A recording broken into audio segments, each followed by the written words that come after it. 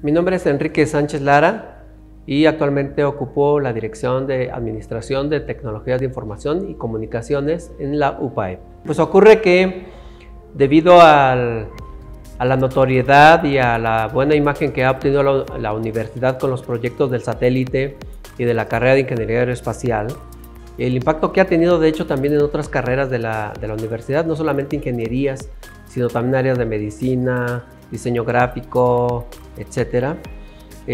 La Cámara de Diputados está intentando ahora incluir en la legislación, en la Constitución, la legislación suficiente para el uso y aprovechamiento del espacio ultraterrestre, que son los artículos 28 y 73 constitucionales. Entonces es algo muy interesante que nos tomen en cuenta porque, aunque es un área complementaria al tema de las telecomunicaciones y al tema que estamos viendo nosotros de la ingeniería aeroespacial o del tema aeroespacial en general, sí tiene que ver mucho ahora con este tema de pensar en que el hombre está llamado a aprovechar los recursos que están fuera de la Tierra. Creo que hay un compromiso ahora que estamos siendo punta de lanza en el tema tecnológico, en el tema aeroespacial, en el tema de los nanosatélites, pero también nos están tomando en cuenta para ya otros temas como es la cuestión de la legislación, en la cual nosotros nos están pidiendo, de hecho le va a llegar al rector un oficio de parte de la Cámara de Diputados para que podamos participar con una opinión jurídico-técnica, ¿sí? Y en ese aspecto nosotros pues vamos a tener que primero conocer un poco más a detalle estos tratados que ya existen, apoyarnos obviamente en el tema jurídico con nuestros mejores abogados para darle una redacción apropiada y entonces imaginarnos cómo debería de ser el abordaje de la humanidad en el uso de los recursos que están más allá de nuestro propio espacio. Otros países y otros organismos a nivel internacional ya han tomado medidas al respecto y han legislado y han emitido normas para ser tomado en cuenta y no cometer errores tal vez que se han dado con la historia. Recordemos, por ejemplo, la imagen típica o mítica tal vez de cuando Cristóbal Colón llegó a tierras nuevas y que decían, pues tomo estas tierras en nombre de la reina o de un rey y por proclamación te hacías dueño de un territorio. Entonces, ahora hay algunos puntos que ya son parte de normas y legislaciones internacionales. Me voy a permitir leer algunos de este tema del espacio ultraterrestre, ¿sí? Imaginen esto, dice, los tratados que ya existen versan sobre los principios que deben regir las actividades de los estados, ¿sí?, de los países en cuanto a la expropiación y utilización del espacio ultraterrestre, incluso la Luna y otros cuerpos celestes.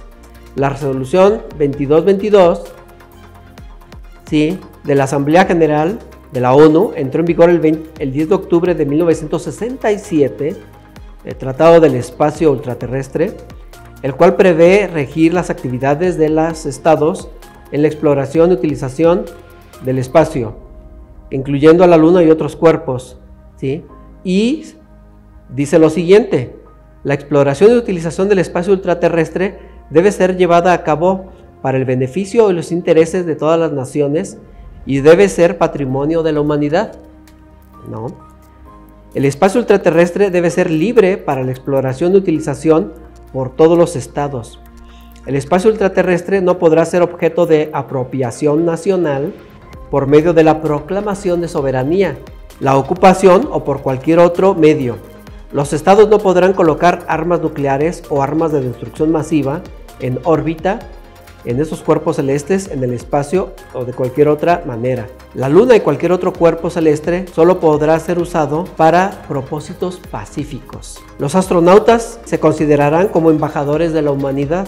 Los estados deben ser responsables de las actividades espaciales nacionales, independientemente si son llevadas a cabo por agencias de gobierno o no gubernamentales. Los estados serán responsables de los daños causados por sus objetos espaciales. En fin, como puedes observar, ya estamos pensando que México se agregue a esos tratados que desde 1970 e inclusive anterior, ya otros países están alineados a lo mismo. Pero México en su constitución todavía no tiene artículos que hablen al respecto. Y entonces la invitación que nos hicieron fue para conocer esta iniciativa, ¿no? Que es muy extensa, no la voy a leer toda, pero va por este tema que estoy leyendo en este momento, y nos están considerando para que formemos parte en la redacción de primero los artículos 28 y 73, añadirles algunos párrafos, ¿sí? Para que pueda dar pie a que el Congreso se ponga a trabajar a crear esas nuevas leyes. Obviamente tienen que ser emanadas o basadas en estos tratados. La verdad es que al leer la iniciativa y al leer los tratados, porque no podía yo ir a opinar o a dar una primera opinión, porque sí me pidieron mi opinión breve de 5 minutos, ¿sí? Esto tiene, y la iniciativa que se está tratando de hacer no es nada más qué vamos a hacer allá afuera, sino de una vez cómo podemos preparar a nuestros niños, a nuestros estudiantes, cómo tendría que ser, por ejemplo, lo que yo comentaba allá es el diseño curricular, tan importante, y que ya tome en cuenta esta perspectiva de una visión del humano, pero ya un ser universal, pensar también a largo plazo, saber planear y saber hacerse responsables de las consecuencias de aquellas decisiones que uno toma. Ejemplo, el ASTECSAT, desde que se diseñó, tuvimos que pensar, oye, no podemos dejar basura espacial, entonces ¿qué tipo de satélite vamos a diseñar y a fabricar? Y decidimos que fuera un CubeSat, porque en su especificación y en la órbita que iba a ocupar, obligatoriamente al regresar a la atmósfera se desintegra totalmente y no genera basura espacial. Y entonces la decisión de haber diseñado un CubeSat, las consecuencias son, vamos a dejar el espacio limpio, ¿no? Nos hacemos responsables de eso y los proyectos que vengan van a tener la misma implicación. Igual está este tema del espacio ultraterrestre. Si nosotros vamos a ir a un planeta como Marte o cualquier otro, no podemos dejar bacterias, no podemos ir a destruir o a modificar un ecosistema que ya existe, ¿sí? De una manera negligente. Entonces, las implicaciones que tiene y la forma de pensar, y además las implicaciones que tiene, por ejemplo, en cómo vamos a educar a nuestros hijos con esta visión universal, nos cambia muchas cosas, nos enriquece. Y algo pues muy meritorio para la universidad es que nos están llamando desde diferentes lugares para que demos nuestra opinión, para que participemos, y por supuesto que será un placer y un privilegio poderlo hacer. Mira, hay muchos tratados y hay ya mucha legislación externa que depende sobre todo de la ONU, ¿no? Y de otros tratados internacionales en los cuales México forma parte, pero curiosamente tal vez no se había tomado el tiempo de reflejar todos esos compromisos en tratados, ¿sí? Ya en artículos de nuestra propia Constitución. Y es lo que ahora esta iniciativa, tratando de modificar el artículo 28 y 73, está llamado a hacer, ¿no? Es decir, que nos alineemos y que seamos más congruentes en que si estamos nosotros formando parte de ciertos tratados, pues que se ve en la Constitución también esa ya una cuestión un poco más obligatoria para el ciudadano mexicano y sus autoridades, porque estaría reflejado en la Constitución y ya de inicio estaríamos alineados internamente y obviamente también en la normativa externa.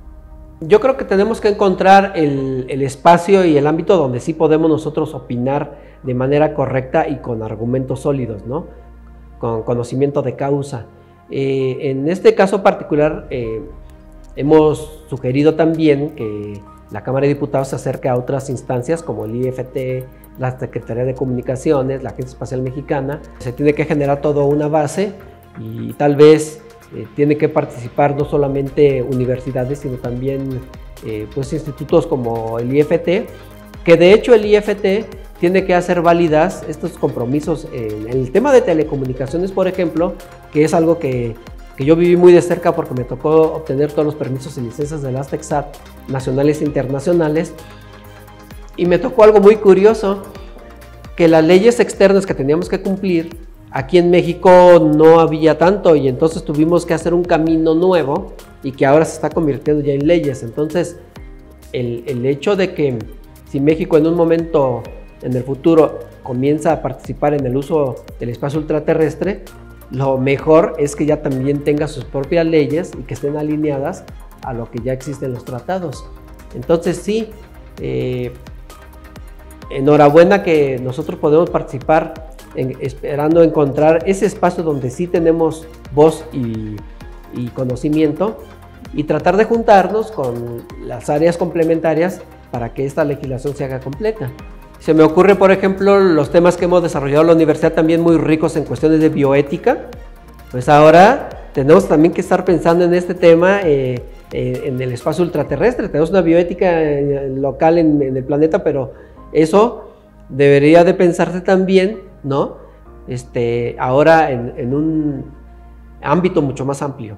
El trabajo que uno va a hacer en estas invitaciones no es de una persona, es de un trabajo que resulta del trabajo colaborativo de muchos compañeros de trabajo de la Facultad de Electrónica, de la Facultad de TI, de todas ingenierías, de medicina, los compañeros que uno se encuentra en el pasillo. La verdad es de que esta calidez que vivimos en UPAEP no da más que un buen resultado para que uno pueda participar allá afuera. Un agradecimiento a la universidad y a todos los compañeros que están aquí en la UPAEP.